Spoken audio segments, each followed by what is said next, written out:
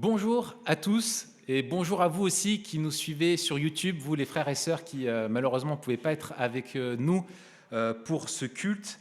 Et bonjour à vous qui êtes présents ce matin. Bonjour aussi à vous qui êtes à l'étage. Je m'appelle Raphaël, je suis un des responsables de l'Église chrétienne et évangélique de Grenoble. J'ai la joie de pouvoir présider ce culte ce matin. Et aujourd'hui, c'est André qui va nous apporter l'enseignement de la Bible. Nous allons, après cette introduction, avoir un temps où nous pourrons chanter à notre Dieu des cantiques pour l'adorer. Et puis nous aurons aussi, bien sûr, un temps où chacun d'entre nous pourra faire monter des louanges à Dieu par la prière. C'est totalement libre et que chacun se sente libre vraiment de s'exprimer et de parler à notre Dieu. Et puis, suite à cela, donc, nous aurons l'enseignement donné par André. Pourquoi est-ce que nous nous rassemblons aujourd'hui ensemble pour adorer notre Dieu? La réponse est simple. Nous venons pour rencontrer Dieu. Dieu est bel et bien présent par son esprit au milieu de nous ce matin. Nous ne sommes pas juste nous dans une pièce et lui loin, distant. Il n'y a pas de latence, il n'y a pas un délai d'envoi comme on envoie un email ou on enverrait un courrier, mais Dieu est présent avec nous pendant ce temps de culte. Et nous venons à sa rencontre pour prendre plaisir en lui, nous réjouir en lui, le contempler comme lui se contemple et lui offrir ce qui lui plaît. Mais la question que j'ai, et c'est avec celle-ci que je voudrais introduire notre culte, c'est qu'est-ce qui nous donne l'assurance que Dieu, lui, a du plaisir à nous rencontrer, prendra plaisir à écouter nos prières? Est-ce que c'est parce que nous sommes des chrétiens super, et parce que quand il regarde notre vie, il a vu notre semaine, il a vu comment nous nous sommes comportés, il s'est dit « Ah oui, vraiment, là, j'ai vraiment, mais les chrétiens 5 étoiles, ils sont ici, hein, c'est super ». Ou peut-être est-ce que c'est parce que Dieu prend plaisir, parce qu'en fait, il s'en fiche de la façon dont nous vivons, et il tolère bien que pendant toute la semaine, nous vivions loin de lui, que nous l'ignorions, que nous transgressions ses commandements. Après tout, peu importe, on est là maintenant et il met tout ça sous le tapis. Imaginez que nous ayons un ange qui vienne là et qui nous permette d'ouvrir une fenêtre sur le ciel et qui nous montre même, il nous fasse passer une radio pour nous montrer le cœur de Dieu, ou un stéthoscope, voilà, pour poser sur le cœur de Dieu et nous montrer ce qu'il ressent et quelle est sa disposition à notre égard ce matin alors que nous venons l'adorer. Qu'est-ce que nous trouverions? Et si je vous disais que nous avons mieux qu'un ange pour faire ça, nous avons des paroles même du Saint-Esprit qui se trouvent dans les Écritures, qui nous disent comment Dieu est ce matin. Et je vous invite à prendre avec moi dans la lettre aux Hébreux, au chapitre 4, il va s'afficher ici. Et ce texte nous montre et va nous dire pourquoi nous pouvons nous approcher de Dieu. Je lis à partir du verset 14. « Ainsi, puisque nous avons un souverain grand prêtre qui a traversé le ciel, Jésus, le Fils de Dieu, restons fermement attachés à la foi que nous professons. En effet, nous n'avons pas un grand prêtre incapable de compatir à nos faiblesses. Au contraire, il a été tenté en tout point comme nous, mais sans commettre de péché.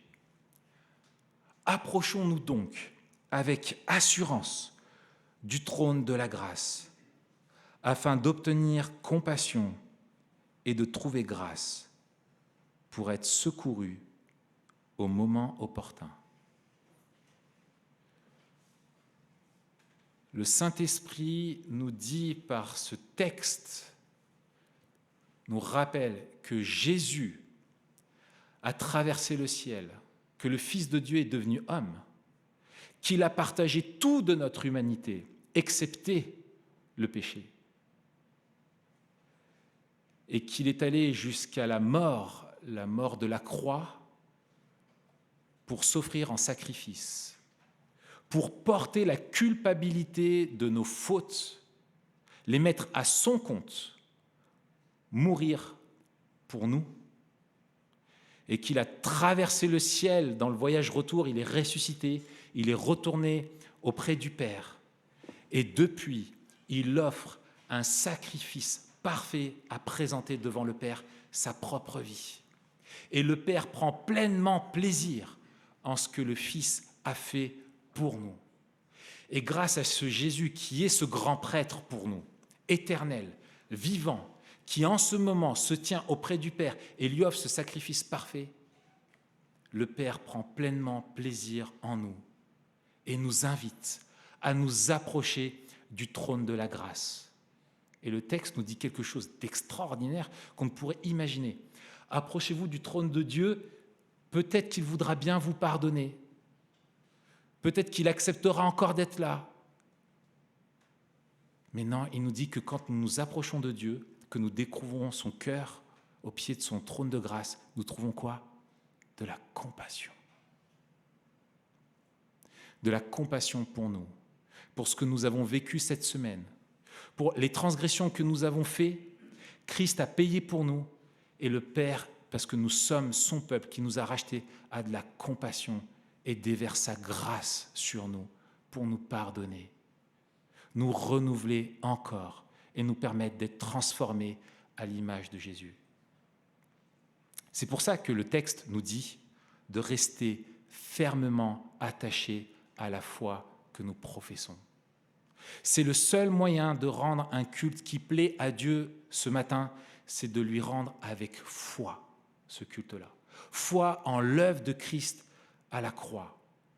Et c'est cette foi-là qui plaît à Dieu, parce qu'il voit que nous comprenons la mesure du sacrifice de Jésus, que nous estimons ce qu'il a fait pour nous et que nous voulons en être au bénéfice et être transformés par ce Dieu de grâce qui fait compassion et qui déverse encore et encore sa compassion pour nous. Alors que ces paroles, cette invitation, soit pour nous l'invitation du culte, à nous approcher de ce trône de la grâce pour contempler Dieu et voir quel est ce Dieu merveilleux qui nous pardonne encore et encore. C'est ça le culte qui plaît à Dieu. Je vous invite à vous lever, nous allons chanter. Levez-vous, je vous en prie. Mais je voudrais, avant que nous chantions, prier. Et je vous invite à courber le front avec moi devant le trône de la grâce. Seigneur notre Dieu,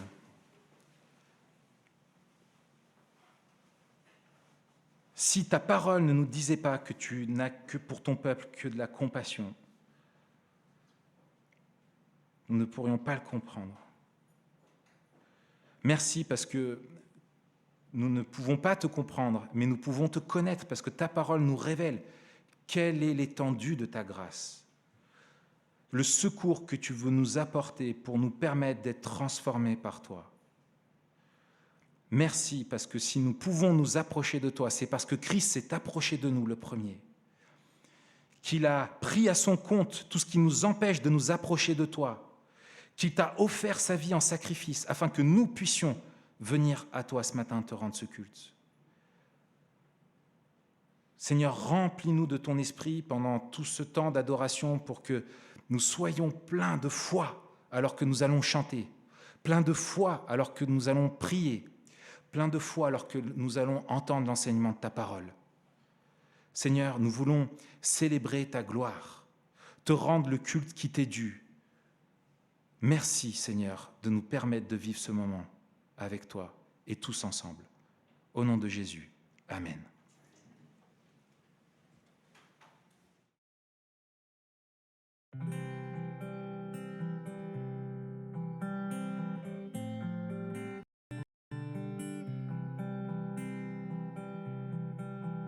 Quel repos céleste, Jésus, d'être à toi pour la mort et la vie. Dans les jours mauvais, de chanter avec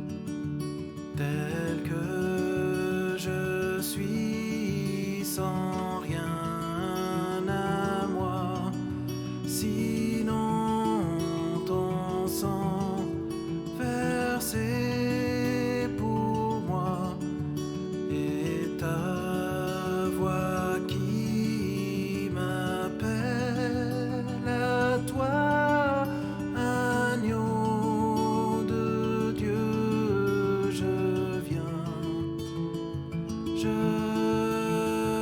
viens, tel que je suis, bien vacillant, en proie au doute, à chaque instant, lutte au dehors, crainte au dedans, agneau de Dieu, je viens, je viens.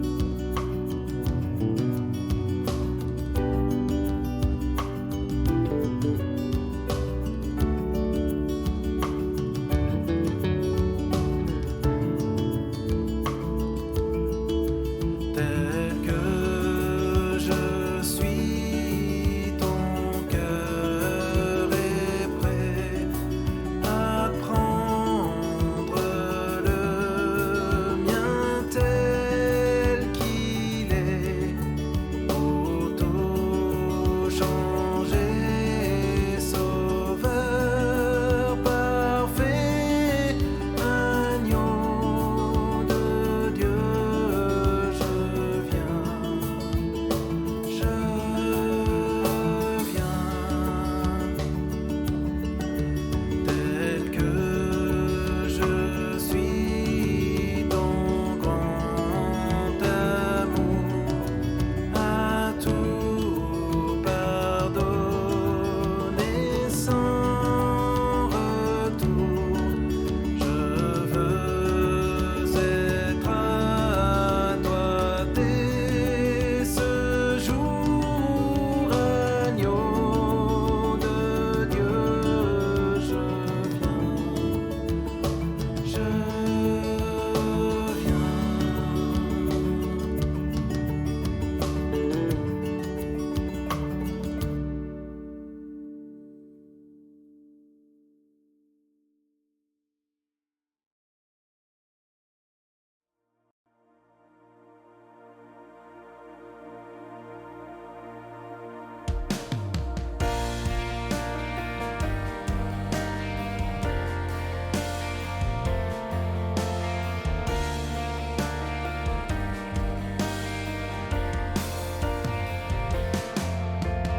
Ta parole, portée par l'Esprit, te révèle et te glorifie. Que nous puissions entendre et comprendre. Ouvre nos yeux pour te contempler.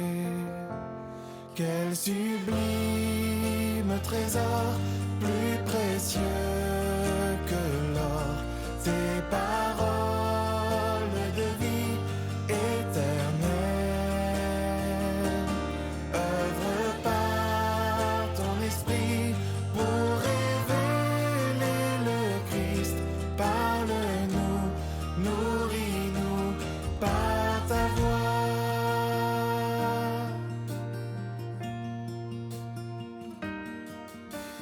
Ta parole convainc de péché et nous change pour te ressembler. Que nos cœurs soient comme un sol fertile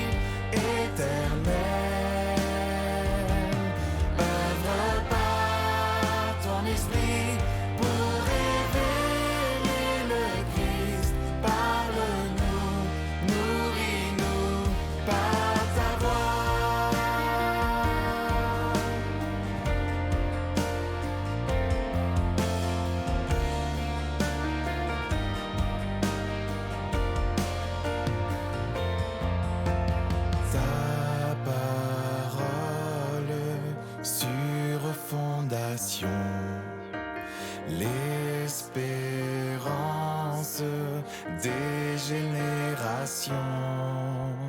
Que nos vies soient bâties sur ce roc. Instruis-nous pour marcher dans tes voies.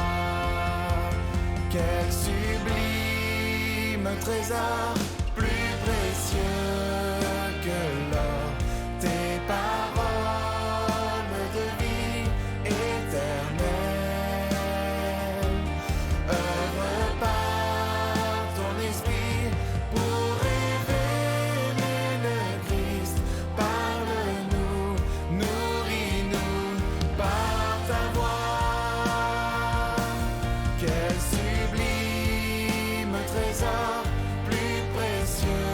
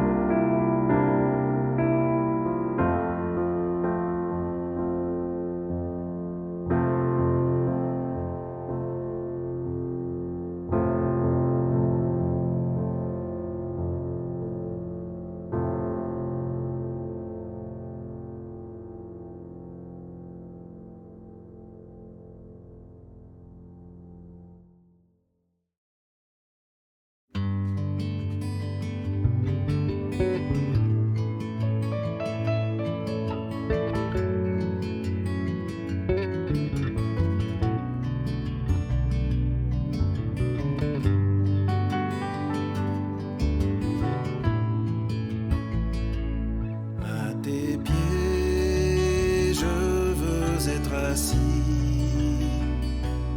Écoutez ta voix, divin maître, recevoir jour après jour de ton amour pour mieux te servir.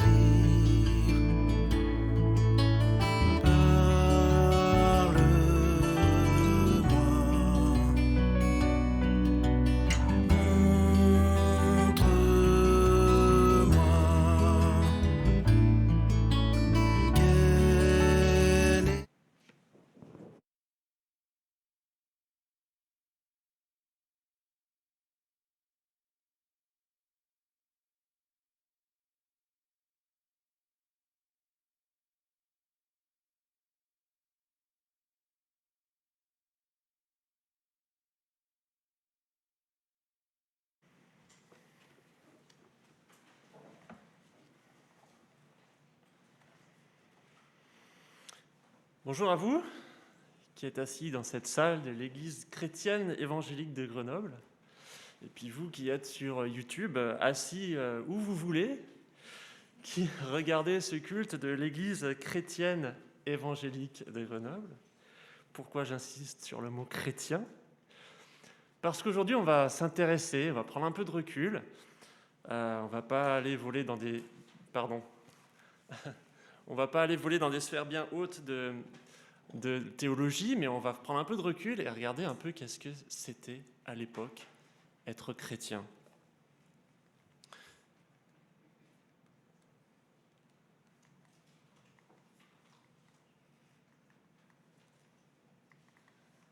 Je crois que ça ne capte pas le...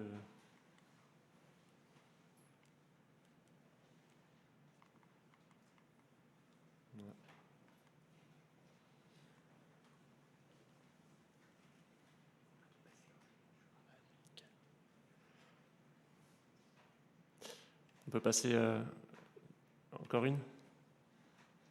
Voilà. Qu'est-ce que c'est être chrétien ? On pourrait avoir une définition plus ou moins objective, en disant que c'est quelqu'un qui fait partie d'une des grandes branches du christianisme. Voilà, choisissez votre Lego. On pourrait avoir une définition un peu plus subjective. Certains pourraient dire, écoutez, être chrétien, c'est venir dans telle ou telle église, être assidu, être baptisé, être membre. Ou alors on pourrait avoir une définition un peu plus sage, Dieu seul connaît les siens. Moi, ce que je vous propose aujourd'hui, c'est de regarder qu'est-ce que c'étaient les chrétiens au tout début. À quoi ressemblaient les bonhommes qui ont été appelés pour la première fois des chrétiens. C'est le texte qu'on va étudier aujourd'hui dans Actes chapitre 11, versets 19 à 31. Merci. Pour dresser un peu le tableau du contexte de ce texte, pour ceux qui ne connaissent pas comment est rédigée la Bible, vous avez dans tout l'Ancien Testament, la première grande partie de la Bible, l'histoire entre un peuple et son créateur, donc les Hébreux et Dieu, une histoire avec le mal qui vient créer une rupture entre ce créateur et ce peuple, et ensuite un peuple qui essaye de racheter l'amour du créateur, cette tension au fil des âges. Ensuite, vous avez le Nouveau Testament, l'histoire de Jésus, un Jésus qui apporte une réponse à cette tension, une réparation, ce qu'on appelle une rédemption. Donc les 4 évangiles, et puis ensuite on trouve ce livre des Actes, qui raconte en fait l'histoire de ce qui se passe après la mort et la résurrection de Jésus. Et puis c'est dans ce livre des Actes que vous avez le mot christianos en grec, chrétien, dans ce texte qu'on va voir aujourd'hui.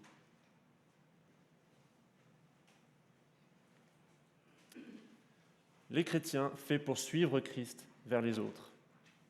On va lire les versets 19 à 21. Ceux qui avaient été dispersés lors de la persécution survenue après la mort d'Étienne allèrent jusqu'en Phénicie, dans l'île de Chypre et à Antioche. Donc pour ceux qui sont un peu perdus avec la géographie biblique, vous voyez la mer Méditerranée, vous prenez le côté à droite là qui est un peu droit, vous avez la Palestine sur la côte, Jérusalem, c'est en bas. Et là, donc, on parle de ceux qui sont montés au nord de cette région, donc dans le coin en haut à droite de la mer Méditerranée. D'accord ? Il y a quelques centaines de kilomètres. Ils sont montés dans cette région-là. Il y a une île, il y a une côte. Chypre, Antioche, la ville sur cette côte. Mais ils n'annonçaient la parole qu'aux Juifs. Cependant, certains d'entre eux qui étaient originaires de Chypre et de Cyrène vinrent à Antioche et s'adressèrent aussi aux non-Juifs pour leur annoncer la bonne nouvelle du Seigneur Jésus. La main du Seigneur était avec eux et un grand nombre de personnes crurent et se tournèrent vers le Seigneur.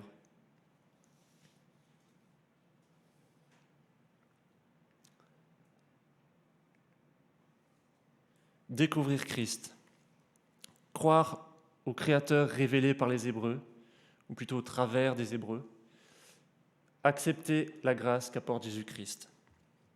Donc d'abord, croire au Créateur révélé par les Hébreux. Les tout premiers adeptes des idées de Jésus, en fait, juste après sa mort, sa résurrection, étaient dans le vivier juif, en fait, de Jérusalem. C'était des personnes du peuple des Hébreux qui avaient cet arrière-plan juif, qui connaissaient les écrits de l'Ancien Testament. Et ils ont vu dans ce Jésus le Messie qu'ils attendaient, qui était promis dans l'Ancien Testament pour rétablir cette relation avec le Créateur. Comme ça, ce Messie dans lequel ils croyaient apporte pour eux cette pleine jouissance de l'intimité de l'amour du Créateur qu'ils avaient perdu. En lisant le texte de l'Ancien Testament, ils trouvaient dans ce Messie celui qui leur apportait l'espérance d'une vie éternelle.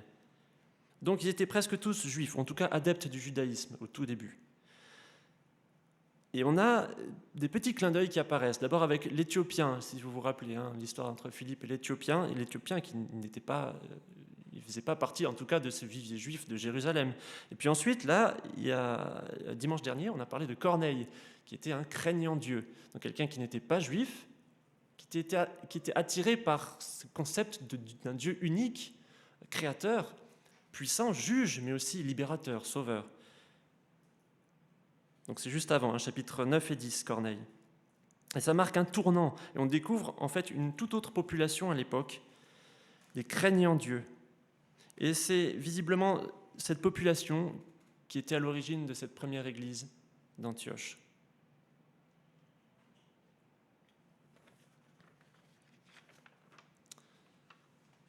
Pierre disait à Corneille, donc dans le chapitre juste avant, 10, verset 34, « Je reconnais que Dieu ne fait pas de favoritisme et que dans toute nation, celui qui le craint et qui pratique la justice lui est agréable. » Intéressant. Il rajoute au verset 43, « Toute personne qui croit en lui reçoit par son nom le pardon des péchés. » Et c'est ça le deuxième point, accepter la grâce qu'apporte Jésus-Christ. Corneille recherchait le salut, l'approbation du Créateur par la prière et les dons. C'est comme ça que le texte le décrit. Mais il avait visiblement encore besoin de découvrir quelque chose, comme tous ces craignants Dieu dans cette Église. Le Créateur ne recevra jamais assez de prières, jamais assez de dons, jamais assez de bonnes œuvres pour oublier en fait que Corneille, par exemple, n'est pas vraiment parfait. Par contre, il a fait mourir Jésus-Christ sur la croix pour arriver à voir Corneille d'un œil favorable. Okay ? C'est ça la bonne nouvelle, l'évangile. Et c'est comme ça d'ailleurs qu'elle est expliquée à Corneille. Vous lirez les chapitres 10, verset 14 et verset 43. C'est donc une bonne nouvelle de Jésus qui est une idée libératrice et nouvelle à l'époque, autant pour les Juifs qui étaient préparés avec les écrits de l'Ancien Testament, mais surtout pour les non-juifs qui n'y connaissaient rien en fait.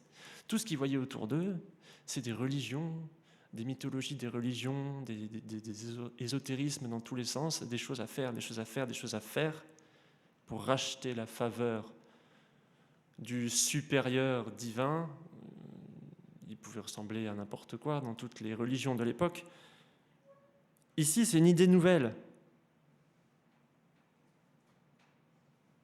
Jusqu'ici, l'info qu'ils avaient, ces gens qui s'intéressaient au Dieu des Hébreux, C'était essayer de faire comme les Juifs, en fait. Là, vous avez un mode d'emploi, la loi de Moïse. Essayez de faire comme ça. Respectez la loi au mieux, puis peut-être que Dieu vous acceptera. Mais là, en découvrant les idées de Jésus, c'est la découverte d'une grâce illimitée. Donc là, dans l'histoire, vous avez vu, il y a des gens qui arrivent de Jérusalem et qui exposent ces idées à ces craignants Dieu, qui exposent cette bonne nouvelle de la grâce. Et vous avez des personnes qui commencent à se rassembler. Ils crurent et se tournèrent vers le Seigneur, autrement dit Jésus. Le Créateur n'impose pas une religion, mais propose la grâce. Ça, c'est la bonne nouvelle auquel ont cru ces gens d'Antioche. Et c'est ce que découvre Barnabas quand il arrive. Regardez, on lit la suite, verset 22. La nouvelle en parvint aux oreilles des membres de l'église de Jérusalem, donc là où il y avait déjà une bonne communauté, et ils envoyèrent Barnabas jusqu'à Antioche. À son arrivée, lorsqu'il vit la grâce de Dieu, il en éprouva de la joie. Il y a un truc qu'il a vu chez ces gens qui l'a fait se rendre heureux. Et c'était que ces gens avaient découvert la grâce libératrice de Dieu au travers de la croix de Christ.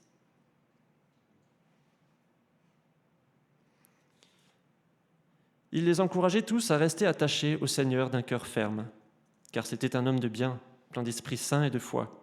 Une foule assez nombreuse s'attacha au Seigneur. Barnabas se rendit ensuite à Tarse pour aller chercher Saul. On parle de l'apôtre Paul. Quand il l'eut trouvé, il l'amena à Antioche. Pendant toute une année, ils participèrent aux réunions de l'Église et ils enseignèrent beaucoup de personnes. C'est à Antioche que, pour la première fois, les disciples furent appelés Christianos, chrétiens.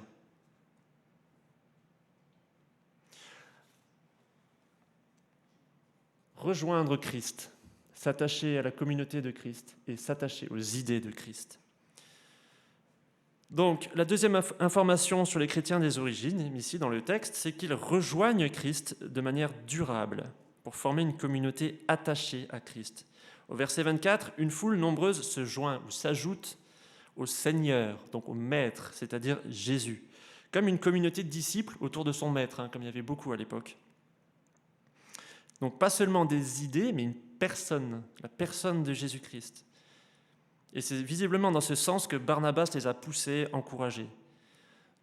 Demeurer, s'attarder, persévérer auprès du Maître. L'idée était de trouver l'identité de groupe autour de la personne centrale, comme des disciples autour du Maître. Est-ce que ça nous fait réfléchir, nous, en tant que chrétiens, de l'Église chrétienne évangélique de Grenoble ou d'ailleurs ?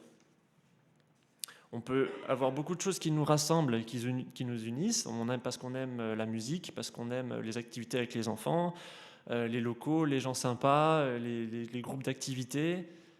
Peut-être. L'Église a été secouée ces derniers temps et ça fait un peu du bien parfois parce que ça re-questionne avec la crise sanitaire, les restrictions, les gestes barrières, etc. Tout est plus compliqué. Qu'est-ce qui est important ? Qu'est-ce qui nous unit ? Si nous profitons moins de nos amis sympas de l'Église, par exemple, pour qu'en tant qu'Église, nous soyons plus fermement soudés à la personne de Christ, tous ensemble, autour de cette même personne de Christ, qu'est-ce qu'il nous transmet ? Qu'est-ce qu'il a fait pour nous ? Qu'est-ce qu'il nous apprend ? Qu'est-ce qu'il nous inspire ? Il n'impose pas de religion, mais propose la grâce. C'est vrai aussi sans épidémie, en fait. S'attacher aux idées de Christ. Barnabas les encourage à s'attacher solidement à cet évangile, comme s'il existait un risque réel d'oublier cette bonne nouvelle. Une fois qu'ils ont reçu une nouvelle, ils l'oublient. Non, attachez-vous. Il va inviter ce fameux Paul à le rejoindre, le fameux apôtre Paul. Ici, il va faire ses débuts d'enseignant. Il va passer une année à former ses membres de la première communauté que la ville d'Antioche commence à appeler chrétiens, partisans de Christ. Pendant toute une année, ils participèrent aux réunions de l'Église et ils enseignèrent beaucoup de personnes, dit le texte. Notez que le texte ne donne pas l'impression que messieurs Barnabas et Paul, ponte du siège autoritaire religieux de Jérusalem, arrivent. Ils convoquent les fidèles à une formation de catéchisme. On n'a pas l'impression que ça se passe comme ça. Ça donne plutôt l'impression d'un partage d'expériences participatif. Ils participèrent aux réunions de l'Église et enseignèrent beaucoup de personnes. Vous avez là une communauté de personnes qui n'ont pas forcément l'arrière-plan de la loi, de tous les concepts de qui est Dieu, comment est-ce qu'il se révèle. Ils découvrent qui est Dieu et quelle est cette faveur de salut qu'il veut leur donner au travers de Christ. Ils découvrent ça, et des concepts qu'ils découvrent. Et vous avez Paul et Barnabas qui arrivent. Paul, il n'a pas encore écrit toutes ces épîtres qu'on a dans la Bible à cette époque, mais par contre, il a déjà une douzaine d'années de temps où il a pu maturer cette question de salut, d'évangile. Qui est ce Jésus-Christ? Et comment est-ce que Dieu nous révèle le salut qu'il a pour nous au travers de Jésus-Christ? Pendant 12 ans, il a eu le temps de mariner tout ça. Maintenant, il est prêt, il est chaud, il est bouillant, il va y aller. Barnabas, lui, ça fait une quinzaine d'années qu'il est déjà apprécié par les dirigeants de l'église de Jérusalem déjà. C'est certainement le Barnabas de Actes chapitre 4, verset 36, pendant la Pentecôte, il est fait mention d'un Barnabas. Et ces deux personnes, ils arrivent là, ils apportent de manière libre des éclairages dans les cœurs, tout jeunes et avides de vérité, d'Antioche. D'ailleurs, dans Actes chapitre 13, 2 chapitres plus loin, il est fait mention de 3 autres enseignants, ce qui montre qu'ils n'étaient pas seuls comme enseignants. Donc le texte ne précise pas le contenu de cet enseignement, mais on peut raisonnablement penser que, loin d'être une liste de choses à faire, pas faire, parce que ce ne serait pas cohérent avec les écrits de Paul dans la suite, et non plus avec le chapitre 15 de Actes qui parle de qu'est-ce qu'ils allaient leur donner comme enseignement. Ce n'est pas une liste de choses à faire et ne pas faire. Mais ces craignants Dieu d'Antioche avaient besoin de comprendre dans quel grand récit du Créateur ils se trouvent, comment le Créateur a conçu un plan de rédemption pour eux, et quel rôle joue Christ dans ce plan. Et c'est important, c'est intéressant aussi pour nous qui vivons dans un monde avec des gens autour de nous qui ne croient pas forcément la même chose que nous, mais qui sont aussi peut-être craignants Dieu.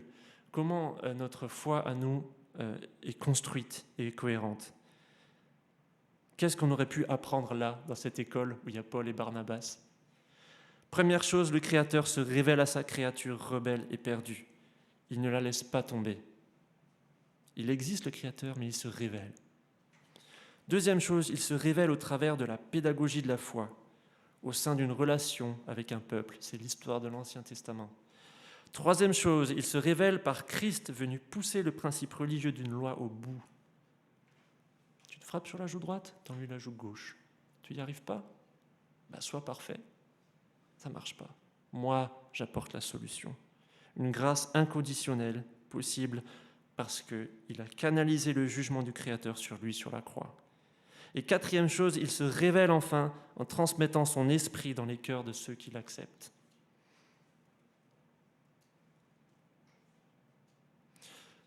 Prenons encore un peu de recul et essayons de réfléchir qu'est-ce que ces premiers chrétiens nous apprennent sur notre pratique de l'enseignement. Concentrons nos efforts d'enseignement sur une pédagogie participative. Et d'autant plus dans notre société française, notre culture des Lumières, de la raison, on aime réfléchir, on a besoin de comprendre ce qu'on croit, aussi loin qu'on le peut, chacun, comme il peut. Il faut s'approprier ce qu'on entend. Je pense là, par exemple, au groupe de semaine. Il ne faut pas qu'on hésite à poser des questions, partager ce qu'on pense, nos ressentis, échanger entre nous, chacun où on en est. Même si c'est plus compliqué, dans cette période, ça reste possible. L'enseignement des premiers chrétiens d'Antioche n'était pas une liste de dogmes, de choses à faire ou ne pas faire. Acte 15 le précise par la suite et les écrits de Paul le confirment. Bien que les questions pratiques d'une vie d'église soient importantes et à ne pas négliger, les épîtres qu'on a dans la Bible nous le montrent très bien, Corinthiens, Thessaloniciens, les pastorales. Le cœur de la théorie que tout chrétien a soif de connaître, théorie, c'est comment notre Créateur nous révèle sa grâce. Ça, c'est le cœur.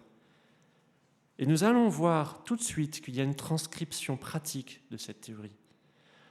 Et elle se découvre automatiquement en vivant Christ. Vivre Christ au quotidien. Nous lisons la suite au verset 27. « À cette époque-là, les prophètes descendirent de Jérusalem à Antioche. L'un d'eux, du nom d'Agabus, se leva et annonça par l'Esprit qu'il y aurait une grande famine sur toute la terre, en tout cas toute la région. » Ça peut dire ça, ce terme. Elle arriva en effet sous l'empereur Claude. Les disciples décidèrent d'envoyer, chacun selon ses moyens, un secours aux frères et sœurs qui habitaient la Judée. Donc du coup, on parle de ceux qui étaient à Jérusalem, vous avez compris. C'est ce qu'ils firent en l'envoyant aux anciens par l'intermédiaire de Barnabas et Paul.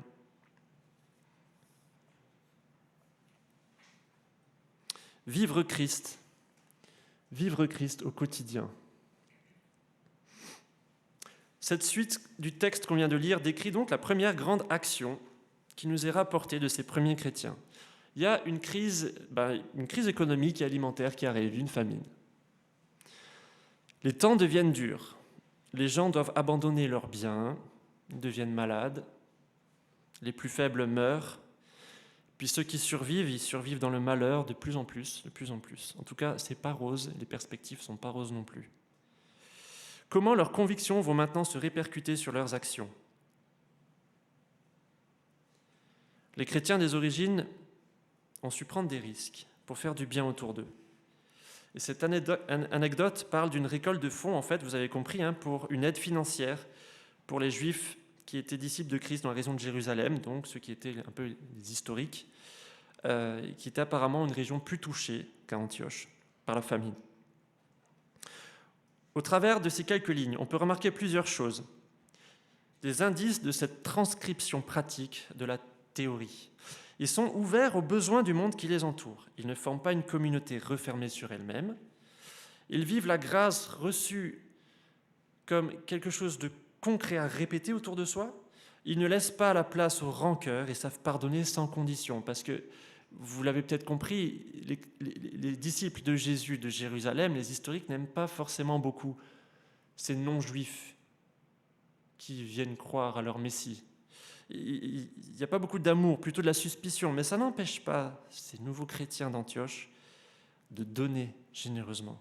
Ils n'hésitent pas à prendre des risques en donnant ce dont ils auraient pu avoir besoin pour eux-mêmes. Ils cherchent en fait à vivre les valeurs du Créateur, les répandre autour d'eux.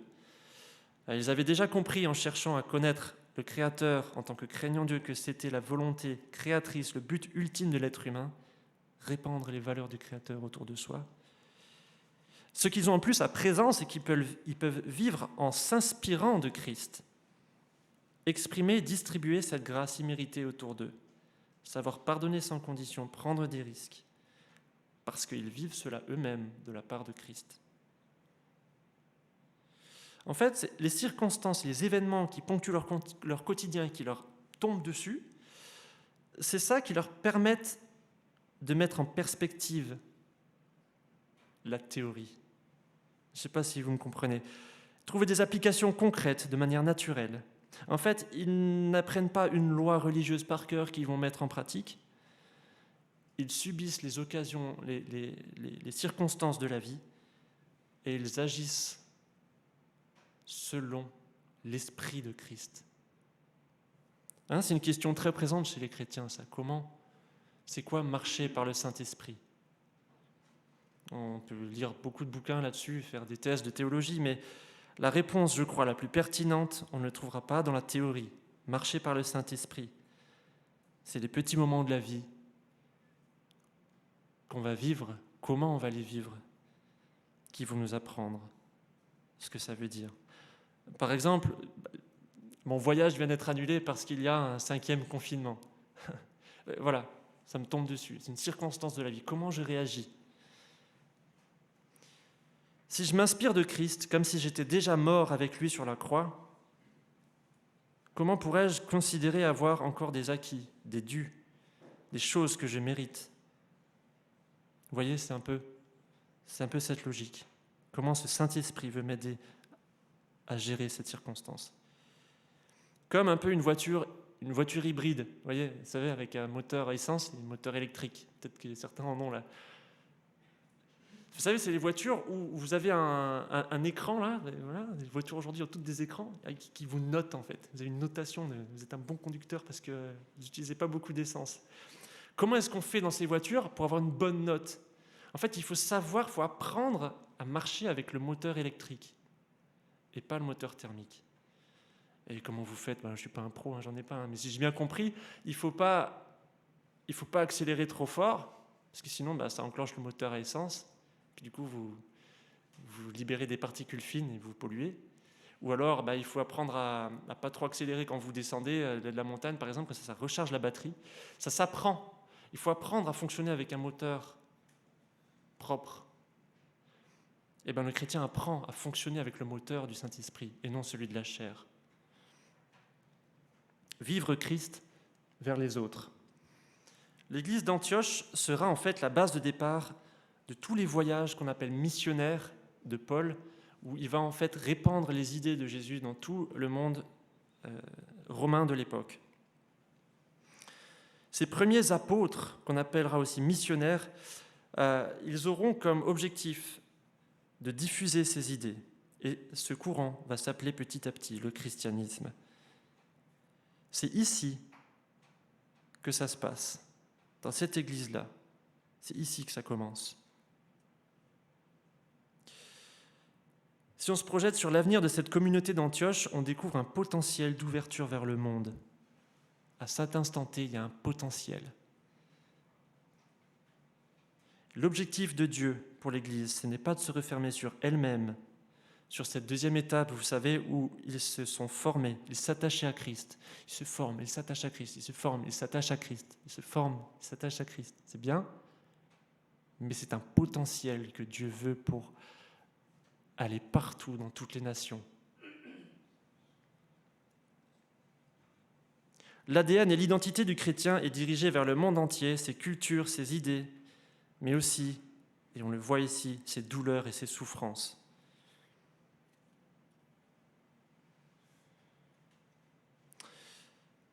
Où sont les craignants Dieu autour de nous? Le Créateur cherche à communiquer avec sa créature. Je ne sais pas comment sont vos relations, j'ai l'impression que de plus en plus de personnes autour de nous systématisent à leur manière ce Dieu créateur. Il y a beaucoup de Français en fait qui sont fondamentalement déçus par ce qu'on appelle le christianisme, et malheureusement souvent à raison. Et puis ils décident de faire face avec cette même raison à leurs questions existentielles, scientifiquement, rationnellement. Un ami appelle ce que moi j'appelle au final le Créateur. Lui, il explique les choses comme ça. La vie, c'est une anomalie de la matière. On n'arrive pas à expliquer la vie scientifiquement, en tout cas pas tout à fait aujourd'hui. Et la conscience est une anomalie de la vie. Et c'est vrai que c'est profond du coup. Et c'est bluffant en fait. Ça fait poser beaucoup de questions. Et un autre ami parle du destin avec un grand D. D'autres parlent du hasard avec un grand H. D'autres tentent de répondre à ces questions existentielles en multipliant des milliards d'années par des milliards d'années, comme si au bout du temps, là, derrière le Big Bang, on refuse de discerner qu'il y a un créateur qui a voulu commencer le temps pour raconter une histoire avec nous dedans. Au commencement, Dieu. Nous croyons qu'il existe un créateur qui nous aime tous profondément. Nous croyons comme Pierre, au chapitre 10, verset 35, que dans toute nation, celui qui le craint et qui pratique la justice lui est agréable. Et donc, que Dieu a envoyé sa parole, c'est la suite de ce texte. Dieu s'est révélé. Il veut communiquer un message pour retrouver ses créatures. Que faisons-nous pour partager ce message du Créateur pour ceux qui le cherchent? Libre à eux, ensuite, de croire ou non. Mais je crois que nos contemporains ont besoin de redécouvrir en fait un concept de Dieu qui est différent de celui plein de préjugés, celui qui les a déçus. Cette religion qui a déçu, et qui parfois n'a pas grand-chose à voir en fait avec la foi des chrétiens des origines. Vivons Christ vers les autres.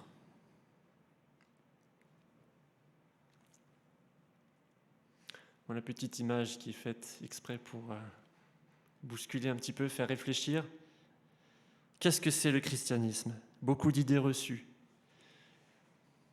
Ça peut même être un peu marketing ou marque déposée. Ne touche pas, ça c'est mon christianisme à moi. Est-ce que vous avez remarqué d'où venait l'appellation des chrétiens dans cette première église? Est-ce que c'est les chrétiens eux-mêmes qui se sont auto-appelés « nous sommes des chrétiens » ? Non, ça venait de leurs contemporains, de la ville d'Antioche. Ils ont vu ces gens se rassembler là autour d'une personne de Jésus-Christ qui n'était même plus là en fait, de ses idées. Et bien ils les ont appelés des chrétiens, Christianos, partisans de Christ. C'est parti de là. Ils avaient découvert Christ, rejoint Christ et vivaient Christ vers les autres. Inspirons-nous de ça, vivons-le, transmettons-le. Un petit rappel du contenu. Ce que le texte veut mettre en avant, donc, qu'est-ce qui fait de nous des chrétiens? Nous avons découvert Christ, nous avons rejoint Christ, nous vivons Christ vers les autres. L'écrivain Luc, qui a écrit ce texte, a toujours un objectif dans le livre des Actes des Apôtres. C'est présenter à Théophile, celui à qui il adresse ce texte, il veut lui présenter comment Jésus en fait des petits de plus en plus nombreux, de plus en plus loin. Et nous, à l'Église chrétienne évangélique de Grenoble, nous nous inscrivons dans cette lignée. Retenons ce que ce texte fait résonner dans notre réalité quotidienne. Il y a quelque chose qui est essentiel pour un chrétien. Sachons le garder essentiel et mettre sur un deuxième plan ce qui n'est pas essentiel. Un vrai deuxième plan qui est nécessaire pour fonctionner ensemble, mais un deuxième plan quand même. Et retenir ce qui est essentiel et permettre de se concentrer sur l'ADN du chrétien. Nous sommes faits pour suivre Christ vers les autres. On a donné des exemples. Par exemple, chercher la pertinence vis-à-vis de la manière de penser de nos contemporains, de leur compréhension, leurs préjugés. La bonne question qu'il faut qu'on se pose, c'est est-ce du christianisme marque déposée ou est-ce du christianisme originel?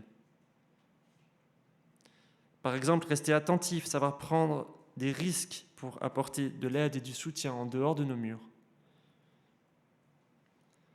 Par exemple, s'inspirer de Christ au quotidien, agir par le Saint-Esprit dans les choix que les moments de la vie nous imposent.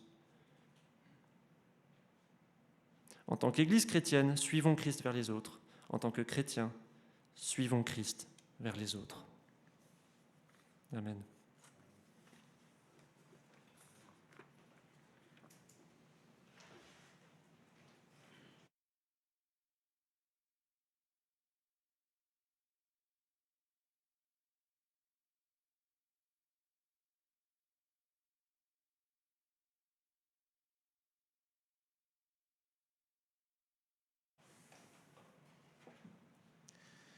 Merci André.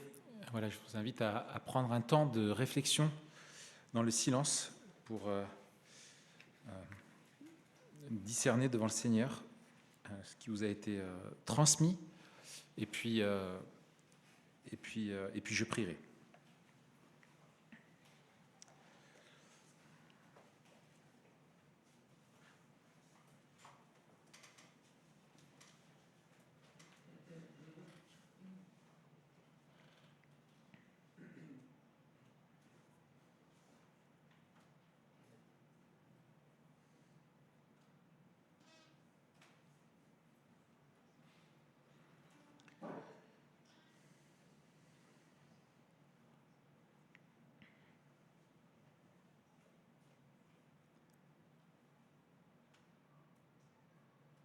Seigneur notre Dieu,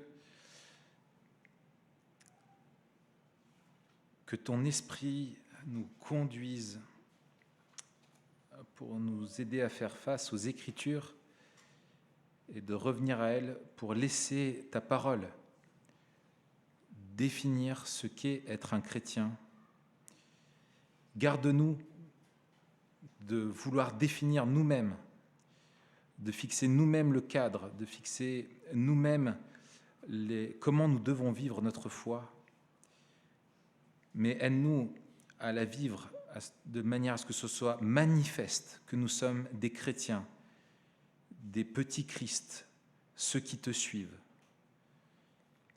Seigneur, aide-nous cette semaine à te suivre là dans les circonstances où tu nous placeras, à t'honorer, à t'imiter et à être des témoins de l'Évangile. Seigneur, pardonne-nous toutes ces fois où nous n'affichons qu'une foi, qu'un christianisme de façade, ou que nous évitons de te servir là où tu nous places.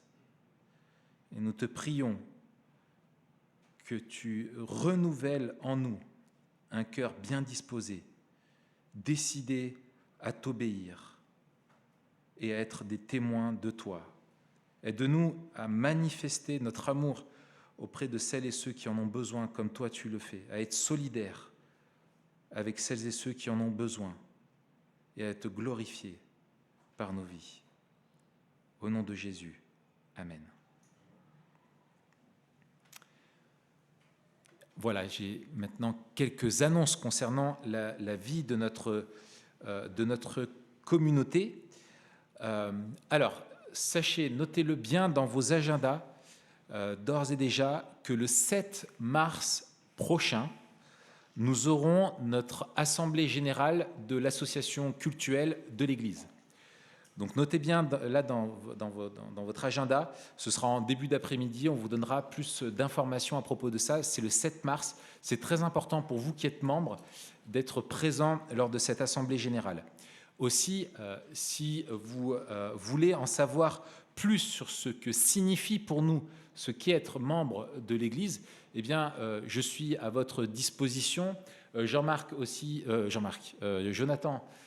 qui est présent là-bas à la basse aussi, un des anciens, et à votre disposition. Je crois que Stéphane aussi, je ne l'ai pas croisé encore, mais je crois qu'il est à l'étage. Voilà, nous sommes là aussi pour discuter de ce sujet avec vous et vous renseigner avec grande joie. Et puis aussi, ce mercredi 3 février à 20h, là beaucoup plus proche, j'anime un séminaire sur Internet, un webinaire qui sera sur la thématique de la lettre aux Hébreux. Ce sera 1 heure pour comprendre la lettre aux Hébreux. C'est une lettre merveilleuse avec un enseignement tellement d'une richesse à propos de Jésus et qui nourrit notre foi. Donc vous recevrez le lien, ça sera par Internet, ce n'est pas en présentiel et c'est au travers du site Tout pour sa gloire. Enfin, une dernière annonce, puisqu'on nous l'a demandé là récemment encore, concernant les collectes. Pour les raisons sanitaires, les collectes ne se font pas physiquement lors du culte pour le moment, mais vous avez à l'arrière de la salle, là-bas, sous l'extincteur, une boîte bleue, vous pouvez glisser dedans si vous désirez, et aussi, et sinon par virement bancaire sur le RIB. Voilà, je vous ai tout dit. À vous qui êtes sur YouTube aussi, je vous souhaite encore une bonne fin de journée, que Dieu vous bénisse. Et à très bientôt, on se retrouve dimanche prochain pour notre prochain culte, aussi sur YouTube.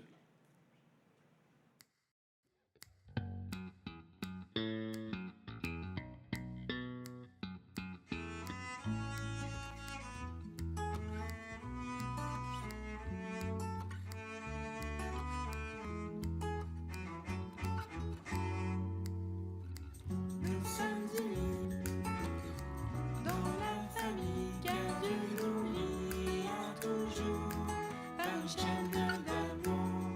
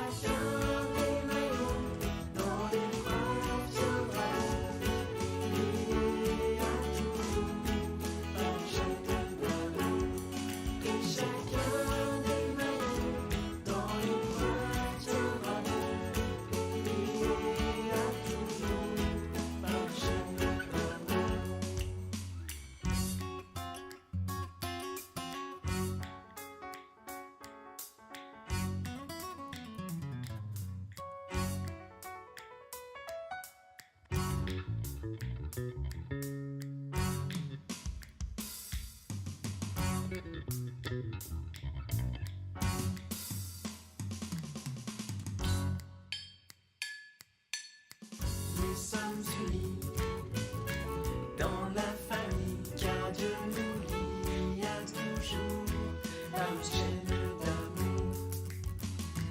Concitoyens, nous sommes les siens, car Dieu nous lie à toujours par une chaîne d'amour. Et chacun des maillons dans l'épreuve tiendra rond, lié à toujours par une chaîne d'amour. Et chacun des maillons dans l'épreuve tiendra rond, lié à toujours par une chaîne d'amour. Et chacun des maillons dans l'épreuve tiendra bon, lié à toujours par une chaîne d'amour. Et chacun des maillons dans l'épreuve tiendra bon, lié à toujours par une chaîne d'amour.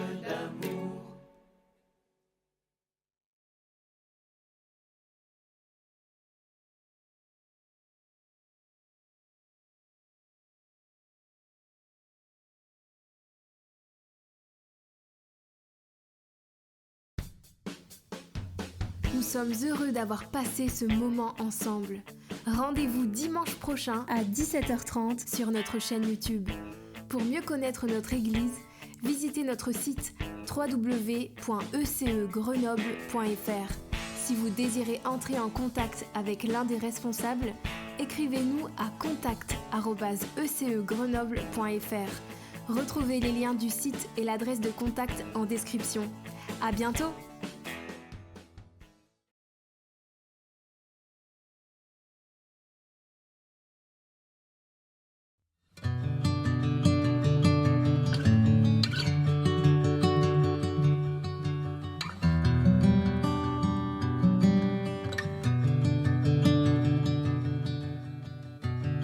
Seigneur, tu vois mon cœur dans toute sa noirceur.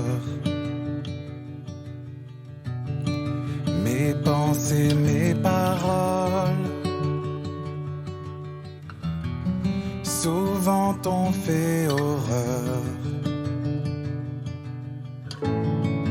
Humilié devant toi, convaincu par ta loi, Dieu de grâce, je me repens et prie. Père éternel, pardonne-moi de mes péchés, purifie-moi. À genoux, mon seul recours est ta grâce infinie. Seigneur, tu vois mon cœur dans toute sa noirceur. Mes actes pleins d'orgueil méprisent ton honneur. Prompt à me détourner de toi, de ta bonté. Dieu de grâce, je me repens et prie. Père éternel, pardonne-moi de mes péchés, purifie-moi. À genoux, mon seul recours est ta grâce infinie.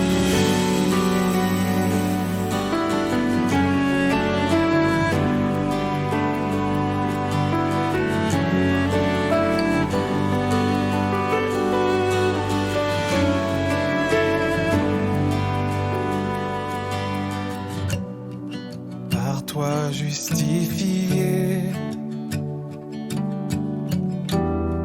je m'appuie avec foi sur tes promesses sûres. La puissance de la croix, ta grâce imméritée, toujours renouvelée. Dieu fidèle, en toi je me confie. Père éternel, sanctifie-moi par ton esprit, transforme-moi à genoux. Mon seul secours est ta grâce infinie. Père éternel, sanctifie-moi par ton esprit, transforme-moi à genoux. Mon seul secours est ta grâce infinie.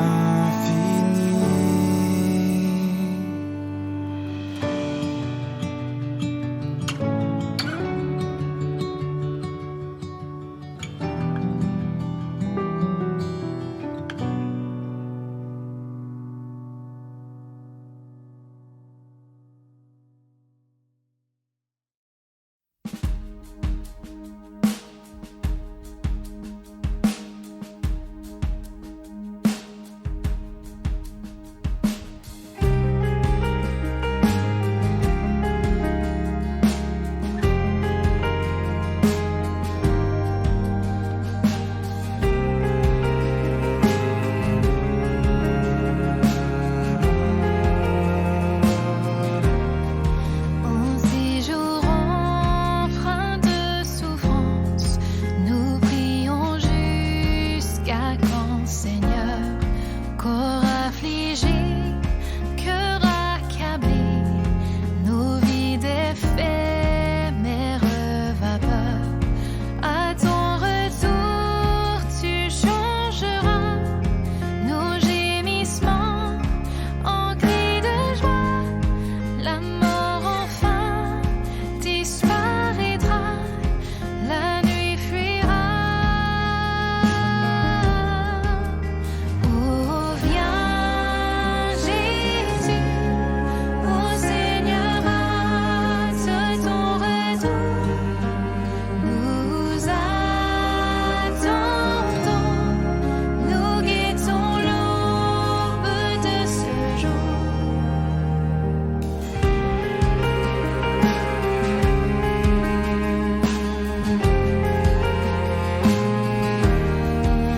Enveloppés par le péché, nous résistons, luttons sans fin, souvent tentés d'abandonner, soupirant après ce destin. Là où demeure tes rachetés, il n'entrera point de péché. Christ notre époux glorifié par sa mariée. Oh, viens Jésus, ô Seigneur, hâte ton retour. Nous attendons, nous guettons l'aube de ce jour. Oh, viens Jésus, descends pour rassembler les tiens.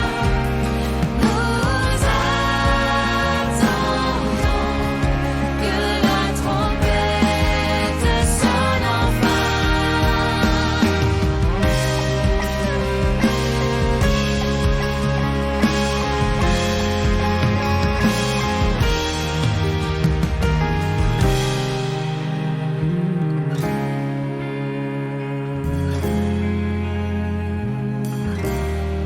Et dans l'attente de ce jour, tremblant nous marchons par la foi. tes promesses invisibles, scellées par Jésus à la croix.